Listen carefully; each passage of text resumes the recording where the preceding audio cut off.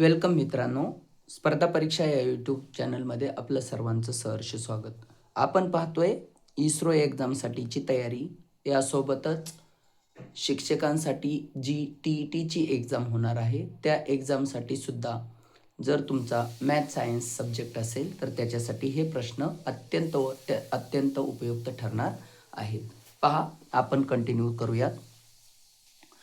न्यूटनच्या तबकडीवर तांबडा, पिवळा, निळा असे 7 रंग असतानाही ती वेगाने फिरवल्यावर पांढरी का दिसते? आपल्याला सर्वांना माहिती आहे की न्यूटनचा हा प्रयोग अत्यंत फेमस प्रयोग आहे, जे की पिवळसर पांढऱ्या रंगाचा जो प्रकाश किरण आहे त्याचं 7 रंगात विभाजन होत असतं. म्हणजे काय, तर प्रकाश किरण 7 रंगांनी मिळून बनलेलं आहे.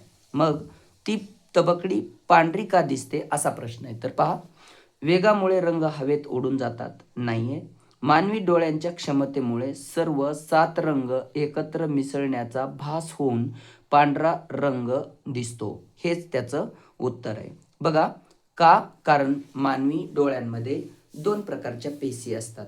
काही पेशी प्रकाश संवेदी असतात तर काही पेशी रंग संवेदी असतात. बघा, म्हणून या मानवी डोळ्यांची क्षमताच अशी आहे की ते 7 रंगांना एकत्र करून आपल्याला पांढरा रंगाचा त्याला भास होतो. या डोळ्यामध्ये असलेल्या पेशींमुळं असं होतं. पहा पुढं 25वा प्रश्न. एका विद्यार्थ्याला प्रयोगातून असे दाखवायचे आहे की घर्षणातून स्थितिक विद्युत निर्माण होऊ शकते. या प्रक्रियेचे सर्वात पहिले निरीक्षण साधारणतः 2500 वर्षापूर्वी कोणत्या ग्रीक शास्त्रज्ञाने नोंदवले होते? तर हा ग्रीक शास्त्रज्ञ जो होता तो थेल्स होता. थेल्स या शास्त्रज्ञाने हे निरीक्षण नोंदवलं की घर्षणातून स्थितिक विद्युत निर्माण होऊ शकते. आपल्याला माहिती, न्यूटनचे गुरुत्वाकर्षणाचे नियम आहेत, गतीचे नियम आहेत, त्यासोबतच प्रकाशासंबंधित त्याचं संशोधन आहे. स्थितिक विद्युतच्या बाबतीत न्यूटनचं अजिबात संशोधन नाही. थॉम्सन हा अणुबद्दल संशोधन करणारा शास्त्रज्ञ आहे. रुदरफोर्ड हा सुद्धा अणुच्या आंतररचनेबद्दल निरीक्षण करणारा शास्त्रज्ञ किंवा संशोधन करणारा शास्त्रज्ञ. या प्रश्नाचं उत्तर आहे थेल्स. पुढे पाहू. एकाच प्रतलात असणाऱ्या, मित्रांनो आता जे प्रश्न सुरू झाले ते आता मॅथचे प्रश्न सुरू झालेले आहेत. एकाच प्रतलात असणाऱ्या आणि एकमेकींना कधीही न छेदणाऱ्या रेषांना काय म्हणतात? अगदी प्रारंभिक लेवलचा प्रश्न आहे. खरं पाहिलं तर 5वी 6वीच्या विद्यार्थ्यांना पेलवेल असा प्रश्न. 2 समांतर रेषांना, एकाच प्रतलात जर 2 रेषा असतील आणि त्या छेदत नसतील तर त्या रेषांना समांतर रेषा, पॅरलल लाईन्स असं म्हणतात. 2 समांतर रेषांना एका छेदिकेने छेदले असता तयार होणाऱ्या आंतरकोनांच्या एका जोडीतील कोनांच्या मापांची बेरीज किती अंश असते? कसले कोन आहेत? आंतरकोन. तर मित्रांनो, आपल्याला माहिती, समांतर रेषांना जर छेदिकेने छेदलं तर जवळपास 4 प्रकारच्या कोनांच्या जोड्या तयार होत असतात. विशेषतः प्रामुख्याने त्या 3 प्रकारच्या जोड्या असतात: संगत कोनांच्या जोड्या, व्युत्क्रम कोनांच्या जोड्या आणि आंतरकोनांच्या जोड्या. तर संगत कोन हे एकरूप असतात, व्युत्क्रम कोन सुद्धा एकरूप असतात. मात्र इथं विचारलेला प्रश्न आंतरकोन आहे. आंतरकोनांचे जोड्या ह्या एकरूप नसून एका जोडीतील जे कोन असतात आंतरकोन ते पूरक असतात म्हणजे त्यांची बेरीज 180 अंश असते. म्हणून याचं उत्तर काय आहे? 180 अंश. चला पुढे जाऊया, पुढचा प्रश्न घेऊया. 2 समांतर रेषांना एका छेदिकेने छेदले असता जर एका संगत कोनाचे माप 70 असेल तर त्याच्या जोडीतील दुसऱ्या संगत कोनाचे माप किती असेल? आत्ताच आपण पाहिलं की जे संगत कोन असतात ते संगत कोन एकरूप असतात. संगत कोनाच्या एका जोडीतील दोन्ही कोन एकरूप असतात. जर एक 70चा असेल तर अर्थातच निर्विवादपणे दुसरा सुद्धा 70 अंशाचा कोन असेल. पहा पुढचा प्रश्न. खालीलपैकी कोणती अट पूर्ण झाल्यास 2 रेषांना एकमेकींना समांतर आहेत असे निश्चितपणे म्हणता येईल? 2 रेषा एकमेकींना समांतर आहेत असं आपण कधी म्हणू शकतो निश्चितपणे? जर व्युत्क्रम कोनांची एक जोडी एकरूप असेल तर, जर आंतरकोनांची बेरीज 90 असेल तर. बघा, हे आपल्याला चुकीचं विधान आहे, बी विधान चुकीचं आहे. जर 2 रेषा एकमेकींना एका बिंदूत छेदत असतील तर, आता छेदत असतील तर त्या समांतर कशा होतील? अर्थातच हे विधान पण चुकीचं आहे. जर संगत कोणांची मापे वेगवेगळी असतील तर ही पण चुकीचं आहे. जर संगत कोणांची मापे वेगळी असतील तर त्या समांतर असणार नाहीत. म्हणजे तुमचं परफेक्ट शाश्वत किंवा खात्रीपूर्वक उत्तर एक पहिलं जे आहे विधान ते सत्य आहे. निश्चितपणे आपण तेव्हाच म्हणू शकू जर व्युत्क्रम कोणांची एक जोडी एकरूप असेल तर. पुढचा प्रश्न पहा. आकृतीत समांतर बघा, आकृतीत दोन समांतर रेषांना एका छेदिकेने छेदले आहे. छेदिकेच्या एकाच बाजूला असणाऱ्या दोन आंतरकोनांची मापे x आणि x+20 आहे. तर त्या आंतरकोनांच्या मापांच्या बेरजेच्या गुणधर्माचा वापर करून x ची किंमत किती येईल? अगदी सोपं आहे मित्रांनो, की आंतरकोन पूरक असतात. मग हे दोघं एकमेकांचे आंतरकोन आहेत. तर पहा आपण इथं थोडंसं कॅल्क्युलेशन करूयात. x अधिक x+20 x अधिक x+20 यांची बेरीज 180 आहे. मग हे सोडवलं तर काय येईल? 2x बघा 2x बरोबर 180 वजा 20 तर 160. आपण काही शॉर्टकट करूयात कॅल्क्युलेशन. मग x बरोबर किती येईल? 160 अपॉन म्हणजे भागिले 2 तर उत्तर किती येईल? x ची व्हॅल्यू येईल 80. म्हणून पर्याय क्रमांक 1 हे याचं उत्तर असेल. त्रिकोणाच्या एका शिरोबिंदूतून पहा, त्रिकोणाच्या एका शिरोबिंदूतून त्याच्या समोरील बाजूवर काढलेल्या लंब रेषाखंडाला काय म्हणतात? अर्थातच बघा, शिरोबिंदू असतो आणि त्याच्या समोरच्या बाजूवर आपण जर लंब काढला तर त्याला शिरोलंब हे नाव आहे. छेदिका आपल्याला माहीत असते. छेदिका ही कॉमन सब्जेक्ट आहे. छेदिका एका रेषेला दुसऱ्या कोणत्याही एका बाजूला रेषेला छेदू शकते. त्याच्यात काही अटीचा काही एवढा संबंध येत नाही. कोनदुभाजक हा कोनाचे दोन तुकडे करणारा असतो. मध्यगा म्हणजे काय असते पहा? मध्यगा म्हणजे कोनाचा शिरोबिंदू आणि त्या कोनासमोरील बाजूचा मध्यबिंदू यांना जोडणारी रेषा मध्यगा असते. परंतु इथं समोरील बाजूवर काढलेला लंब म्हणजे 90 अँगल करणारी ती रेषा असते. म्हणून शिरोलंब हे या प्रश्नाचं उत्तर आहे. पाहूया पुढचा प्रश्न. त्रिकोणाचे तीनही शिरोलंब ज्या एकाच बिंदूत एकमेकांना छेदतात त्या संपात बिंदूला काय म्हणतात? बघा, त्रिकोणाचे तीनही शिरोलंब त्रिकोणाच्या कधी कधी ते अंतर्भागात छेदतात, कधी कधी ते बाह्य भागात पण छेदू शकतात. ते त्रिकोणाच्या प्रकारावर अवलंबून आहे. परंतु त्या संकल्पनेला लंब संपात बिंदू असं म्हणतात. आणि जर मध्यगा एकमेकांना छेदत असतील त्या बिंदूला मध्यगा संपात असं म्हणतात. परंतु इथं या प्रश्नाचं उत्तर जे की शिरोलंबांचा छेदनबिंदू विचारलाय त्याचं उत्तर आहे लंब संपात बिंदू.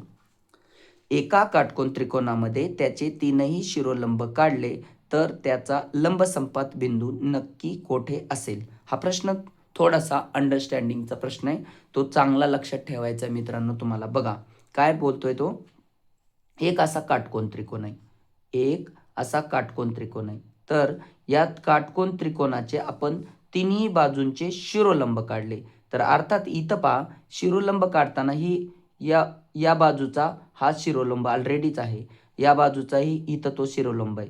म्हणजे या तिघाचे शिरोलंब जर काढले, ह्या बाजूचाही शिरोलंब काढला तर ते तिन्ही कुठं छेदणार आहेत? त्रिकोणाच्या काटकोनाचा जो शिरोबिंदू आहे त्या शिरोबिंदूवर ते छेदणार आहेत. बघा पर्याय काय आहेत? त्रिकोणाच्या बाह्य भागात, त्रिकोणाच्या अंतर्भागात, कर्णाच्या मध्यबिंदूवर आणि काटकोन करणाऱ्या शिरोबिंदूवर. काटकोन करणाऱ्या शिरोबिंदूवर हे आपलं परफेक्ट असं खात्रीशीर उत्तर. पुढचा प्रश्न पहा. जर एखाद्या त्रिकोणाचा लंब संपात बिंदू त्रिकोणाच्या पूर्णपणे बाह्य भागात येत असेल तर तो त्रिकोण कोणत्या प्रकारचा असावा? मी आताच या वरच्या प्रश्नात सांगितलं होतं की त्रिकोणाच्या प्रकारावर अवलंबून आहे की तो लंब संपात बिंदू कोठे असेल. तर पहा आता इथं थोडंसं समजून घ्या. जर तुमचा त्रिकोण असा लघुकोन त्रिकोण असेल आणि त्या बाजूंचे जर तुम्ही शिरोलंब काढले तर त्या शिरोलंबांचा जो लंब संपात बिंदू असतो तो त्या त्रिकोणाच्या अंतर्भागात येतो.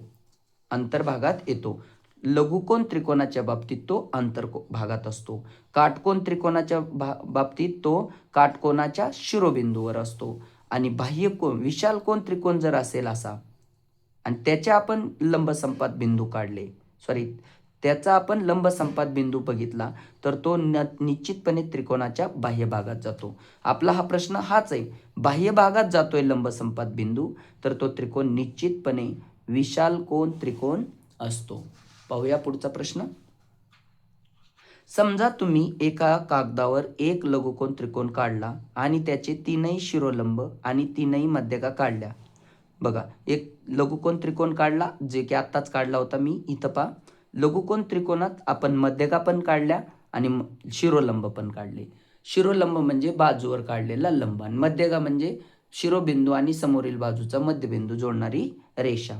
मग काय होईल बघा, लंब संपात बिंदू बाह्य भागात आणि मध्यगा संपात बिंदू अंतर्भागात असेल. हे काटकोनाच्या बाबतीत आहे बघा, लघुकोन त्रिकोणाच्या बाबतीत दोन्ही बिंदू त्रिकोणाच्या अंतर्भागात असतील. हेच करेक्ट उत्तर आहे, कारण तो त्रिकोण लघुकोन त्रिकोण आहे. त्यामुळं त्याचा लंब संपात बिंदू असू द्या किंवा मध्यगा संपात बिंदू असू द्या, ते दोन्हीही त्रिकोणाच्या अंतर्भागात असतात. बी ऑप्शन करेक्ट. पुढे पाहूया मित्रांनो आता. तर 36वा प्रश्न आहे, ज्या चौकोनाचे चारही कोन काटकोन असतात त्या चौकोनाला काय म्हणतात? बघा, चौकोनाचे चारही कोन जर काटकोन असतील तर काटकोन बघा, चारही कोन काटकोन एकतर ते आयतात असतात किंवा चौरसात असतात. आता इथं आपल्याला चौरस तर ऑप्शन कुठं नाही आहे, तर आयत हेच आपलं त्याचं उत्तर आहे. म्हणजेच आयताचीच ती व्याख्या आहे. पहा, ज्या चौकोनाच्या सम्मुख बाजूंची एकच जोडी समांतर असते. हे पहा, तो चौकोन कसा असतो, जर दोन्ही सम्मुख बाजूंच्या दोन्ही जोड्या जर समांतर असतील तर ते समांतरभुज चौकोन होतो किंवा त्याच्यासोबतच समभुज चौकोन सुद्धा असू शकतो. परंतु इथं काय की एकच जोडी समांतर म्हणजे बघा, तो चौकोन कदाचित याही प्रकारचा असतो. कदाचित म्हणण्यापेक्षा या प्रकारचा असू शकतो. इकडच्या ह्या दोन बाजू ज्या आहेत त्या एकमेकींच्या समांतर रेषा नसतात. मग आपल्याला एक जोडी समांतर समोरासमोरील बाजूंची, तर हा चौकोन कोणता असतो? समलंब चौकोन. पहा, इथं ऑप्शन्समध्ये तुम्हाला दिसेलच कुठंतरी. बघा, समांतरभुज चौकोन, चौरस, समलंब चौकोन आणि आयत. तर आपलं उत्तर काय आहे मित्रांनो?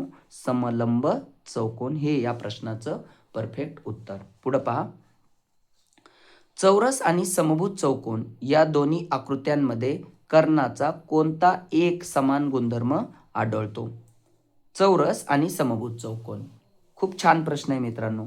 चौरस बघा, ज्याच्या चारही बाजू समान असतात आणि समभुज चौकोन ज्याच्या चारही बाजू समान असतात. म्हणजे त्यांच्यामध्ये काही साम्य असतं आणि काही फरक सुद्धा. तर साम्य कोणतं आहे? चारही बाजूंची लांबी समान असणे हे साम्य. पण तुम्हाला इथं तेच विचारलंय तुम्हाला. फरक काय असतो? तर चौरसाचे चारही कोन काटकोन असतात, समभुज चौकोनाचे मात्र नसतात. इथं तुम्हाला समान गुणधर्म विचारलाय. हाच प्रश्न तुम्हाला फरकाच्या संदर्भात विचारू शकतात. म्हणून आपलं काम आहे, आपण कसाही प्रश्न फिरवून विचारला तर तो व्यवस्थित वाचा, उत्तर व्यवस्थित टॅकल करा. याचं उत्तर काय असेल? समानता त्यांच्यात एकच असते. बघा, कर्ण परस्परांना छेदत नाहीत. कर्ण परस्परांना छेदत नाहीत. अरे ते चुकीचं आहे, छेदतात ते. कर्ण परस्परांना काटकोनात दुभागतात. बरोबर. कर्ण नेहमी असमान लांबीचे असतात. नाही, चौरसाचे कर्ण तर समान लांबीचे असतात, त्यामुळे सी पण चुकीचं. कर्ण एकमेकांशी 60 अंशाचा कोन करतात. चुकीचं आहे. ते कर्ण नेहमी परस्परांना काटकोनात दुभागत असतात. बी ऑप्शन करेक्ट. समांतरभुज चौकोनाचा कोणता गुणधर्म खालीलपैकी अचूक आहे? समांतरभुज चौकोन विचारलाय मित्रांनो, म्हणजे पॅरलोलोग्राम विचारलाय. समांतरभुज चौकोन, पॅरलोलोग्राम. ओके. मग काय म्हटलंय बघा विधान, कोणतं सत्य विचारायचं? त्याचे सर्व कोन